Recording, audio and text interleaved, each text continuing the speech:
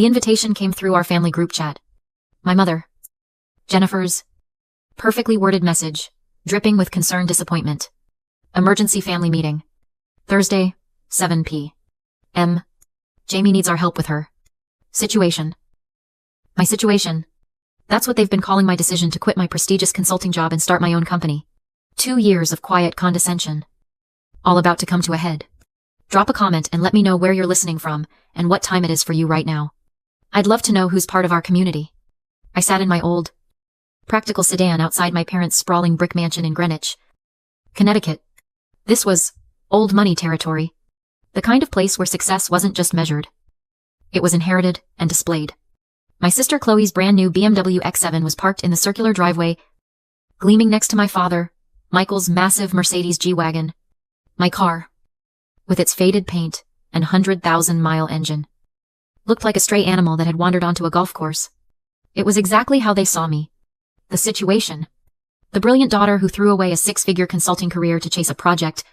My phone buzzed. A text from Leo, my CFO. Forbes article goes live at 8 p.m. Est. You ready for this? I looked at the clock on my dashboard. 6:58 p.m. I texted back. Perfect timing. The family intervention starts at 7. His reply was immediate. Savage. Want me to send a car to rescue you? No need. I typed. Some things are worth waiting for. I checked my reflection in the rearview mirror. No designer labels tonight. Just a simple black blazer I'd bought online for $40. Minimal makeup. Hair pulled back. I wanted them to see exactly what they expected to see. The struggling, failed idealist. It made the coming revelation so much sweeter. I got out of the car and walked up the stone path. The heavy oak door opened before I could even knock. My mother, Jennifer, stood there, perfectly put together. Her eyes did a quick, critical scan of my outfit, and her lips tightened in that familiar way. Jamie, darling, she sighed. You're late. By 2 minutes. Mom. Details matter in business. Dear, she said, ushering me inside. Something you might want to consider.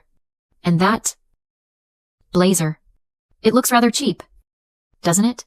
The living room was exactly as I remembered. Heavy mahogany furniture. Walls covered in somber hunting prints. And a suffocating silence. It wasn't set up for a family chat. It was arranged like a corporate boardroom for a hostile takeover. My father, Michael, stood in the power position by the fireplace, adjusting his cufflinks. My sister, Chloe, and her husband, Caleb, sat together on the main leather sofa, looking like a tribunal, and in the wingback chair, my Aunt Susan. They had actually called in reinforcements. This was serious. I deliberately chose the most uncomfortable, upright chair, facing them all. Chloe was the first to speak, her voice dripping with the fake sympathy she had perfected. She air-kissed my cheek. Jamie, darling, love the blazer.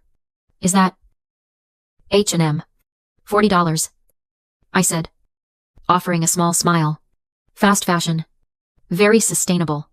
I watched her try to hide her horror. My father cleared his throat. A sound that always meant business. Let's begin. We are here, Jamie, because we are worried about you. About my situation. I corrected him gently. About your choices. My mother Jennifer cut in, her voice sharp. 2 years ago, you had a real job. A partnership track. A beautiful apartment. You had Ryan. Yes, Ryan. The private equity associate they had practically planned my wedding to before I called it off to start my company. And now? My father gestured vaguely around, as if my failure was physically in the room with them. Now there's this project. This biotech project. Caleb, my brother-in-law, supplied helpfully. He smiled. All teeth and MBA confidence. Though project implies it's just a hobby, I actually took a look at your sector. The wellness and biotech space. He chuckled. It's completely saturated. Jamie, there is zero room for new players without massive, and I mean massive, capital backing. I had to fight to keep my face straight. This was Caleb. Caleb, who had tried and failed 3 times to get his own ridiculous wellness app funded, Caleb, who had no idea he'd been pitching to one of my subsidiary investment firms just last month. Caleb, who had been rejected. Again. We're just trying to help. Honey, Chloe added, placing a perfectly manicured hand on his arm. There's no shame in admitting something isn't working. That consulting firm would take you back in a heartbeat. Aunt Susan chimed in, her voice thin and sharp. Exactly. Chloe. And that's not all. I was just talking to Barbara last week. Her daughter, Olivia. She just made partner at her law firm. Youngest partner in their history. She paused, letting the statement land. Looking directly at me. That could have been you? Jamie. If you hadn't? Well, if you hadn't gotten distracted by this project. I just nodded slowly, as if considering her words. I let the silence hang. Inside. I was counting. I glanced at my phone.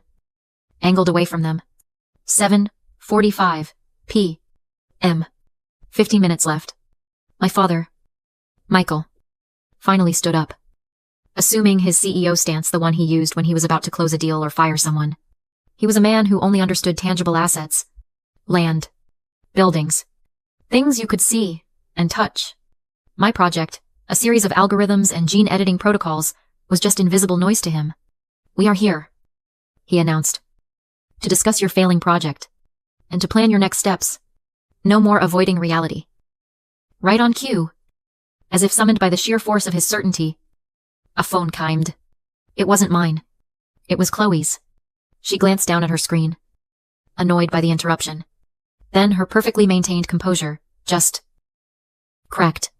Her jaw went slack. She blinked. Then blinked again, staring at her phone. Oh my God, she whispered. My mother frowned. Chloe. What is it? We're in the middle of something important. Chloe lifted her head, her eyes wide, locked on me. She sounded confused, almost accusatory. Why? She said, her voice suddenly loud in the quiet room. Is your face on the Forbes 30 under 30 list? The room was so quiet, I could hear the antique clock ticking on the mantelpiece. My father, Michael, looked like he'd been struck. He sank back into his chair.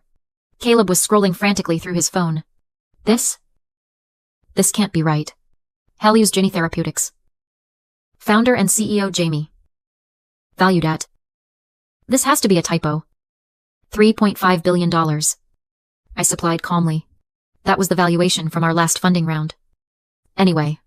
Though, I added, glancing at my watch. That number is a bit outdated now. I finally stood up from the uncomfortable chair. The power in the room had not just shifted, it had evaporated from them and consolidated around me. You wanted to know what my project does? I pulled out my own tablet and opened our investor presentation.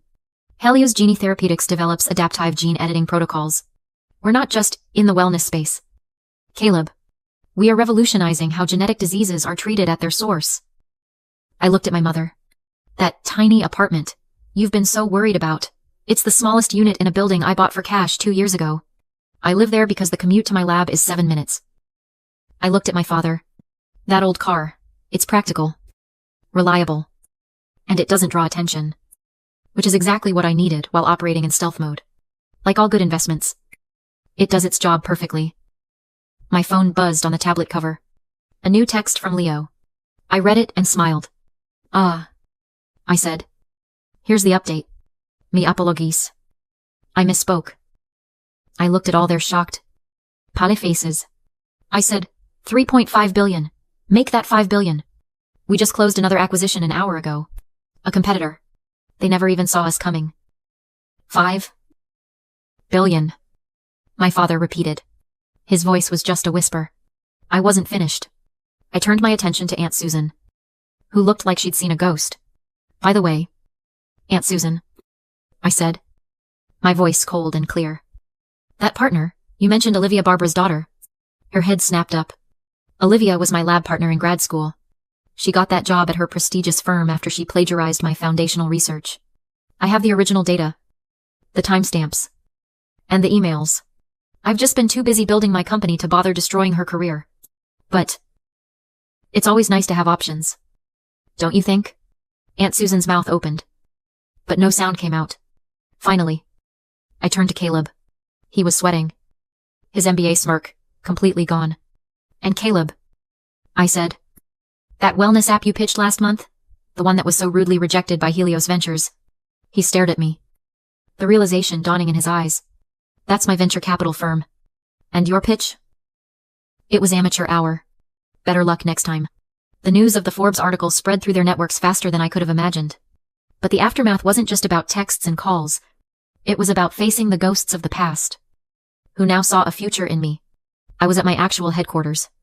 Not a flashy glass tower downtown, but a sleek, unmarked biomedical research campus in the suburbs, designed to look more like a modern university than a corporation.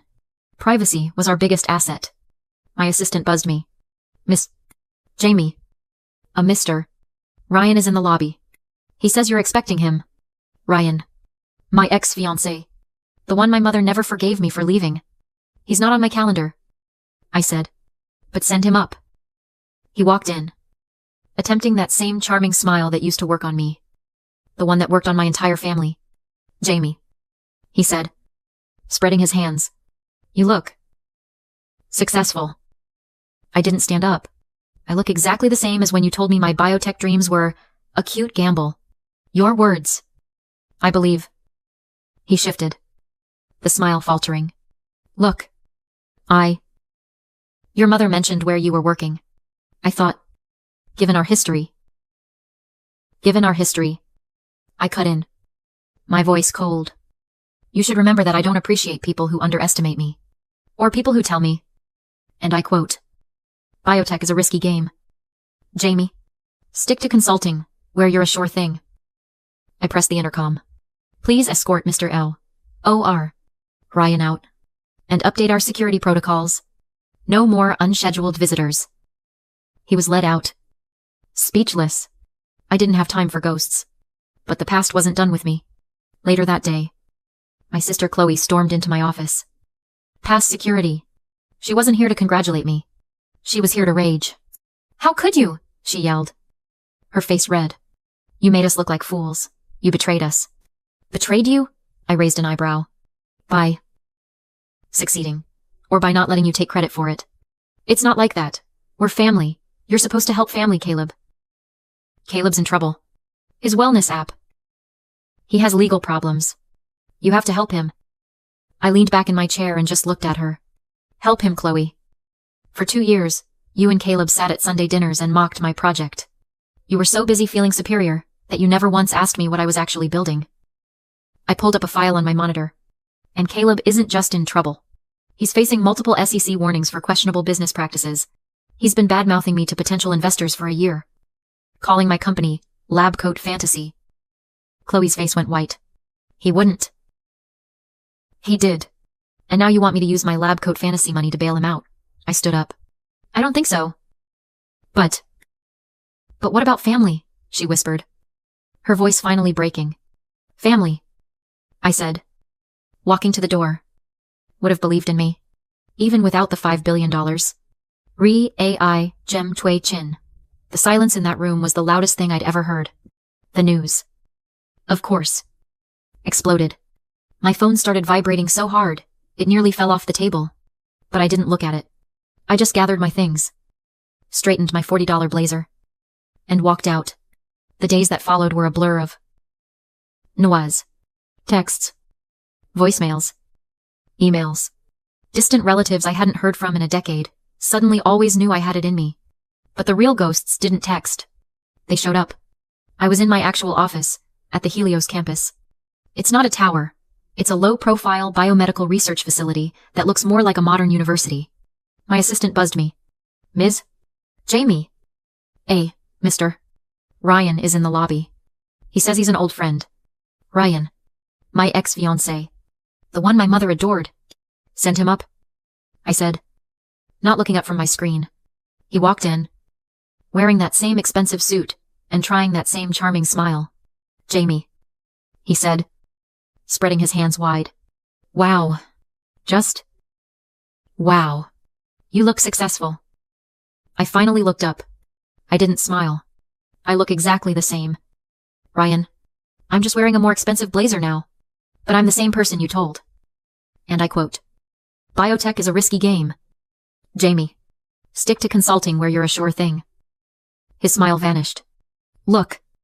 I was just trying to be practical. Your mother mentioned where you were. I thought maybe. Given our history, I said, cutting him off. You should know that I don't value sure things. I value vision. I pressed the intercom on my desk. Security. Please escort Mr. Ryan out. He's not on my calendar. He was sputtering as the doors opened. Jamie? Come on. Don't be like this. I didn't watch him leave. I was already back to my work. But the ghosts weren't done. Not even 10 minutes later. There was another commotion. This time, my sister Chloe just burst through the door. Her face red and blotchy. She hadn't bothered with the front desk. How could you? She screamed. She wasn't here to congratulate me. She was here to attack. You sat there. You let us talk. You made us all look like fools. You betrayed us. Betrayed you. I leaned back in my chair. By not failing. He's in trouble, she finally sobbed. The anger collapsing into a desperate plea. Caleb. He has legal problems. With his app, they're threatening to sue him for everything. You have to help him. Please. Jamie. We're family. I just stared at her. Family. That's interesting. You didn't seem to care much about family on Thursday night. You were too busy mocking my clothes. You were too busy letting your husband, who is failing at his own business, mansplain my market to me. I pulled up a file on my monitor and turned it to face her. I know all about Caleb's legal problems. I know about the SEC warnings for his questionable trading practices. I also know he spent the last 6 months telling potential investors that my company was lab coat fantasy and that I was burning through cash. Her face went completely white. She had no idea. I knew. You're not here because I'm family. Chloe. I said, my voice quiet and cold. You're here because you think I'm rich. And you're right. I am. I stood up. Family. I said. I would have believed in me, even without the $5 billion. Her hand fell away. I hit the intercom again. Security. Please, show my sister out. The silence that followed lasted for weeks. The noise from the world was deafening interview requests. Investment offers. Messages from people I hadn't spoken to since grade school. But from my family, nothing. Then, one afternoon, my assistant's voice came over the intercom, sounding hesitant. Ms. Jamie. Your father is in the lobby. Michael. He doesn't have an appointment. I paused. Send him up. When he walked into my office, I almost didn't recognize him. It wasn't the CEO of a real estate empire who had tried to stage an intervention. He wasn't wearing his power suit or his expensive watch. He was wearing jeans and a simple polo shirt. He looked smaller. He stood in the middle of the room for a long moment, just looking around. Not at the view, but at the whiteboards, the ones covered in complex genetic algorithms and protein folding diagrams. He was holding an old, worn leather briefcase. I've been doing some research, he said finally, his voice quiet. He walked to my desk and opened the briefcase. He didn't pull out a business proposal. He pulled out a faded, laminated piece of poster board. It was my 5th grade science fair project. A primitive, hand-drawn diagram of a DNA helix. I missed this, he said, tracing the drawing with his finger. I had a board meeting. You won first place. I didn't say anything. I just waited. You tried to explain it to me that night. He continued. Something about the code of life. And I told you to focus on your math homework because, and I quote, that's where the real money is. He finally looked up at me. And for the first time in my life, I saw genuine shame in his eyes. My company. My legacy. He said with a bitter laugh. It's struggling. We're bleeding. Because we're old. We're tangible assets in an intangible world. We don't understand the new code. We don't understand this. He gestured to my whiteboards. I've been so obsessed with the money I understood. I couldn't see the value in the genius I had right in front of me. I wasn't just wrong about your project. Jamie. He took a shaky breath. I was wrong. Because I stopped seeing you. This girl. He tapped the old photo of me, pinned to the board. I missed her. I am so sorry. It was the first real apology I had ever heard from him. It wasn't about the billions. It was about the science fair. AI, Gem, Tui, Ching. I agreed to a new family dinner. But on my terms. I told my father. Thursday at 7. At my building. I'll give you all a tour first. No more assumptions. No more situations. Just reality. He agreed. That night, I was working late. But before I left, I took that old, faded 5th grade science fair photo, and I hung it on my office wall. Right next to the Forbes article. The little girl with the hand-drawn DNA helix. Right next to the $5 billion CEO. They were, and always had been, of the same person. I looked out the window. At the city lights. Success doesn't need their permission. It just needs your persistence. And this is for you. If you have ever been made to feel like the situation in your own family, if you've ever been told your dreams are just projects or phases, your difference is not your weakness. It is your vision. Let them underestimate you. Let them be blind. It will only make your success, when it comes, that much sweeter. If this story touched you,